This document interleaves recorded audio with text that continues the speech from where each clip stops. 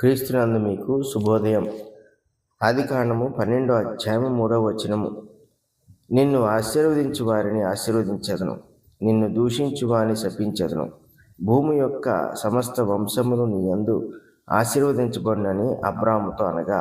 ఈ వాక్యము మనం చదవగానే దేవుడు అబ్రహామును పిలిచిన సందర్భం మన జ్ఞాపకం వస్తుంటుంది. దేవుడు అబ్రహామును పిలిచి తాను చూపించిన చోటికి వెళ్ళమని చెప్పినప్పుడు అతడికి ఈ వాగ్దానం దయచేస్తూ వచ్చాడు.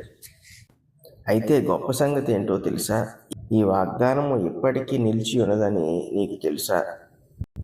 ఎందరైతే విశ్వాసమును బట్టి అబ్రహాము కుమారులుగా ఉంటారో, లేక అబ్రహాము విశ్వాసమును కలిగి ఉంటారో వారందరికీ ఈ వాగ్దానం వర్తిస్తూ ఉంటుంది. ఎందుకంటే అబ్రహాము విశ్వసించే వారందరికీ తండ్రి.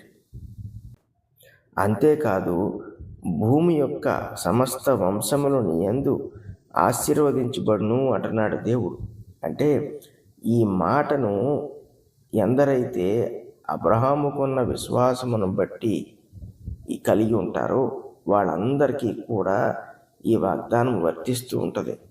ఎందరైతే అబ్రహాము యొక్క సంతానముగా దేవుని చేత పిలువబడుతుంటారో వాళ్ళందరికీ ఆశీర్వాదము ఇప్పటికే దేవుడు ఏర్పాటు చేసి ఉన్నాడు. అంతేకాదు, వాళ్ళను శపించిన వారి విషయంలో కూడా దేవుడు ఇప్పటికే శాపమును నిర్ణయించి ఉన్నాడు.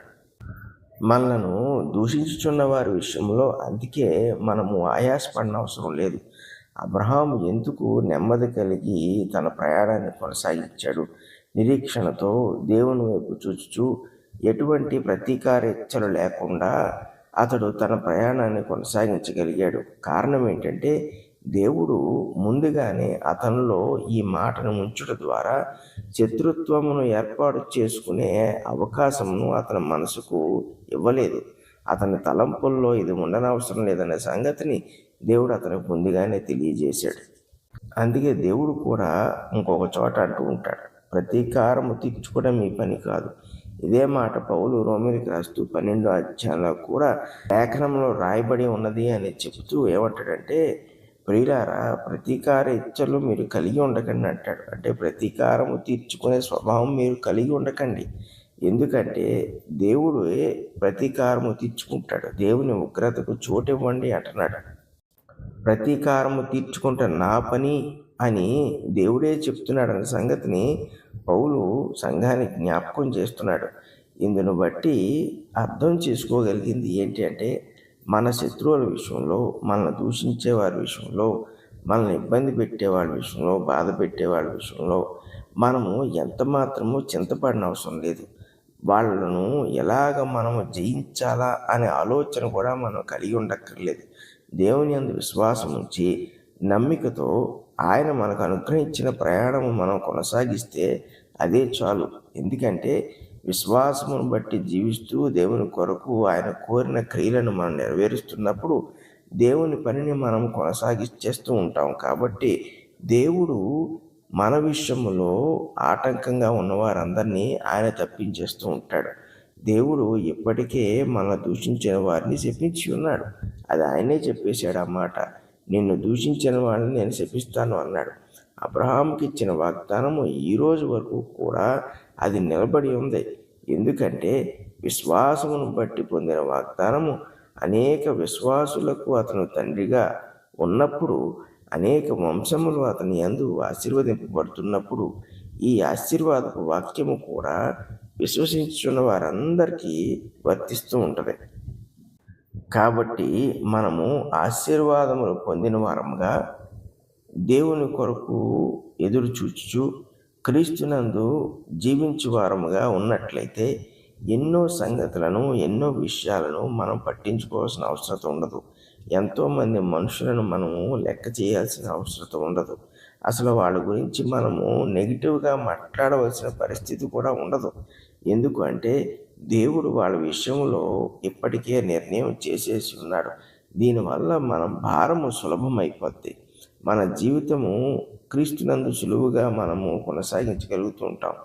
వేటి మీద దృష్టి పెట్టాలో వాటి మీద దృష్టి పెడుతూ మనం జీవిస్తూ ఉంటాం. అబ్రహాము అందుకే దేవుడు అనుగ్రహించిన వాగ్దానం మీద దృష్టి పెట్టి జీవించగలిగాడు. వెనక్కి కూడా తిరగలేదు. మరి దేని మీద కూడా తన మనసును పెట్టలేదు.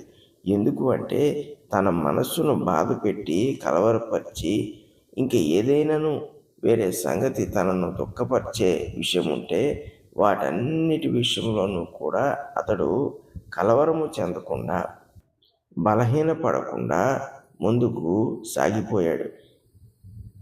దీనికి కారణము దేవుడు ముందుగా పిలుచుకున్నప్పుడు అతనికి ఇచ్చిన వాగ్దానమే.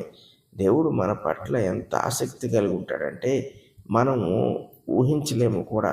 అబ్రహాం పట్ల దేవుడు ఎంత ఆసక్తి కలిగి ఉంటాడనే సంగతిని అబ్రహాం విన్నప్పుడు ఆశ్చర్యపోయాడు. అందుకే అతడు వెంటనే విశ్వసించాడు. ఎందుకంటే ఎక్కడ ఆశీర్వాదం ఉంటుందో అక్కడ దానిని దూషించి నిందించేవారు కూడా ఉంటారు. కాబట్టి దేవుడు కేవలం అబ్రహాముకి ఆశీర్వాదం మాత్రమే దయచేయలేదు, ఆశీర్వాదములకు కాపుదలను కూడా దయచేశాడు. ఈ సంగతి విన్న అబ్రహాము తన మనసుకు ఎంతో సంతోషాన్ని కలిగించింది. ఎందుకంటే ఎవరైనా మేలు చేయడం చూస్తాం, కానీ చేసిన మేలును కూడా కాపాడేవాడిని మనం చూడం. కానీ దేవుడైతే ఆశీర్వదిస్తూనే ఆశీర్వాదం చెడిపోకుండా ఉన్నట్లు, ఇతరులు ఎవరైనా కూడా దాన్ని దూషించుకున్నట్లు, దాన్ని అపహరింపుకున్నట్లు దేవుడు తన యొక్క కంచెగోడను అతని చుట్టూ ఉంచి ఉన్నాడు. ఈరోజు మనం క్రైస్తవులుగా జీవిస్తున్నందుకు ఎంతో ధన్యులము. ఎందుకంటే అబ్రహాము ఏ విశ్వాసం అయితే దేవుని యందు కలిగి ఉన్నాడో, ఆ విశ్వాసమును బట్టి ఏ ఆశీర్వాదములు అయితే దేవుని బట్టి పొందగలిగాడో, వాటన్నిటినీ కూడా మనం ఆలోచన చేసినప్పుడు అబ్రహాము కుమారులుగా విశ్వాసమును బట్టి దేవుని ఆశీర్వాదములు పొందుచున్న వారమై వాటికి కాపుదలను కూడా మనం పొందుతున్నాం. ఇందుకు మనం ప్రత్యేకంగా చేసిన క్రియలు ఏమీ లేవు. కేవలము దేవుడు తన సువార్త ద్వారా మనల్ని పిలుచుకోవడమే, తన కుమారుడు ద్వారా మనల్ని ఎన్నిక చేయటమే చేసి ఇటువంటి స్థితిలో మనల్ని ఉంచి ఉన్నాడు. కాబట్టి మనం ఎన్ని ఆశీర్వాదములు అయితే దేవుని యందు పొంది ఉన్నామో, క్రీస్తును బట్టి పొందబోచున్నాము, వీటన్నిటి విషయంలో మనము నిర్భయంగా జీవించవచ్చు. ఎందుకంటే శ్రమలు వచ్చినా, శోధనలు వచ్చినా, అపవాది వాటిని కలిగిస్తున్నప్పటికీ మనుషుల ద్వారా వాళ్ళు దూషించే వాటిని బట్టి, వాళ్ళు ప్రవర్తించే విధానం బట్టి కలుగుతూ ఉంటాయి. అయితే మనం జ్ఞాపకం చేసుకోవాల్సింది ఏంటంటే దేవుడు వాటన్నిటికీ కూడా కాపుగా నిలిచి ఉన్నాడు. ఈ విషయాన్ని మనం మనసులో ఉంచుకున్నప్పుడు మన మనసులో శత్రుత్వం అనేది ఏర్పడదు. 1. 2, మన ఆశీర్వాదముల విషయంలో దిగులు పడిన అవసరం లేదు. 3, మన శత్రువుల విషయంలో కలవరపడవలసిన అవసరం లేదు. వాళ్ళ విషయంలో ఇప్పటికే దేవుడు గొప్ప నిర్ణయాన్ని తీసుకొని ఉన్నాడు. 4, ఈ ఆశీర్వాదములను బట్టి మన తర్వాత వచ్చే తరములకు మనము ఆశీర్వాదముగా నిలిచి ఉంటాము. ఇంతటి గొప్ప భాగ్యాన్ని దేవుడు అబ్రహాంకి ఇచ్చిన ఆ మాటలో ఉంచి ఉన్నాడు. మనము క్రీస్తు వైపు చూచుచు ఆయన యందు విశ్వాసం ఇచ్చినప్పుడు దేవుడు మనకు ఏర్పాటు చేసిన అమూల్యమైన వాటిని వాక్యంలో నుండి మనము గ్రహిస్తూ ఉంటాం. అవి మన కనుదృష్టి నుండి తప్పించుకోలేవు. దేవుడు కూడా వీటిని మనం గ్రహించామన్న సంగతిని ఆయన చూచి మన విషయంలో సంతోషిస్తూ ఉంటాడు. ఈ సంతోషమే మనలను విజయ పదంలో నడిపిస్తూ ఉంటుంది. పరిశుద్ధుడైన తండ్రి, కృపగల దేవ, మీకు స్తుతులు, స్తోత్రాలు. నీవు వాక్యములో దాచి ఉంచిన జ్ఞానాన్ని మాకు బయలుపరుస్తూ మేము అంతకంతకు బలవంతులవుటకు, సంతోషించుటకు, నిర్భయంగా జీవించుటకు, అనేక సంగతులను మేము విడిచిపెట్టుటకు మాకు ఈ కృపను, నడిపింపును దయచేసినందుకు మీకు స్తుతులు, స్తోత్రాలు తెలియజేయచ్చు. ఎల్లప్పుడూ కూడా నీ ఆశీర్వాదముల్లో మేము కొనసాగినట్లు మమ్మల్ని దీవించమని యేసు పరిశుద్ధ నామమున అడుగుచున్నాము తండ్రి. ఆమేన్.